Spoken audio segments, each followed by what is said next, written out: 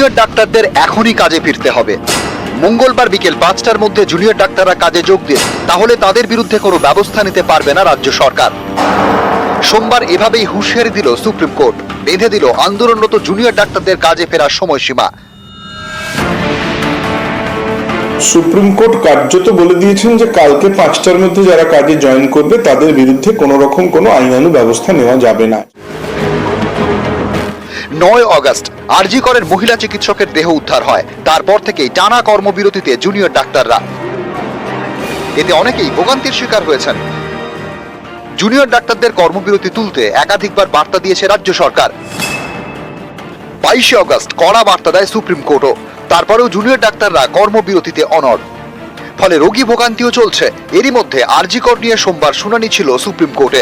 সেই শুনানিতে জুনিয়র ডাক্তারদের কর্মবিরতির প্রসঙ্গ ওঠে। রাজ্যের আইনজীবী কপিল সিব্বল বলেন, জুনিয়র ডাক্তারদের কর্মবিরতির জেরে 23 জনের মৃত্যু হয়েছে। 1,500 রোগীর কার্ডিওলজিক্যাল প্রসিডিওর থমকে আছে। তখনই প্রধান বিচারপতি বলেন, আমরা বলে দিচ্ছি জুনিয়র ডাক্তাররা অবিলম্বে কাজে ফিরলে তাদের বিরুদ্ধে কোনো ব্যবস্থা নেবে না সরকার, কিন্তু এর পরেও কাজে যোগ না দিলে সরকারকে ব্যবস্থা নেওয়ার থেকে আমরা আটকাতে পারি না। তখন জুনিয়র ডাক্তারদের আইনজীবী বলেন, আন্দোলনরত জুনিয়র ডাক্তারদের অনেককেই হুমকি দেওয়া হচ্ছে, নিরাপত্তার অভাব বোধ করছেন জুনিয়র চিকিৎসকরা। তখন প্রধান বিচারপতি বলেন, রাজ্যকে অবশ্যই ডাক্তারদের মনে আস্থা তৈরি করার জন্য পদক্ষেপ করতে হবে। সরকারি হাসপাতালে চিকিৎসকদের নিরাপত্তা সুনিশ্চিত করবেন জেলা শাসক এবং পুলিশ সুপাররা।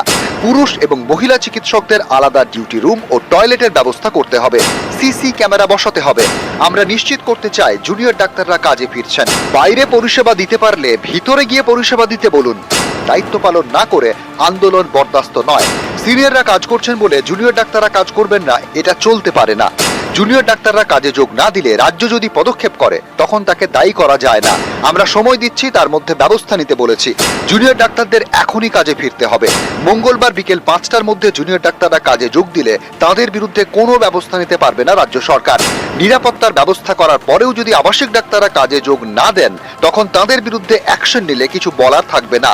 তারপরে তাদের কারোর বিরুদ্ধে অ্যাডমিনিস্ট্রেটিভ অ্যাকশন নেওয়া হবে কিনা এ সম্পর্কে কিন্তু কোনো ডিরেক্ট মন্তব্য করেননি, কিন্তু তাদের একটা অবজারভেশন ছিল যে রাজ্য সরকার যদি কোনো পদক্ষেপ নিতে চায় সেটা সেটা নিতেই পারে।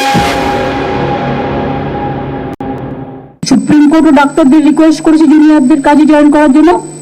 আমি ওই মিটিং থেকে রিকোয়েস্ট করব, দয়া করে আপনারা কাজে যোগদান করুন। আমার ডিপার্টমেন্টে বা যে কোনো ডিপার্টমেন্টে আমি কিন্তু কোনো সিসিটিভি ক্যামেরাস ইনস্টল হতে দেখিনি, কোনো নতুন রুম ক্রিয়েট হতে দেখিনি, কোনো ওয়াশরুমস আমাদের সেপারেট ক্রিয়েট হতে দেখিনি। আমরা কিচ্ছু দেখিনি, শুধু কয়েকজন সিআইএসএফ ছাড়া আমরা কোনো সেফটি মেজার দেখিনি, যাতে আমরা শিওর হয়ে কাজে ফিরে যাব।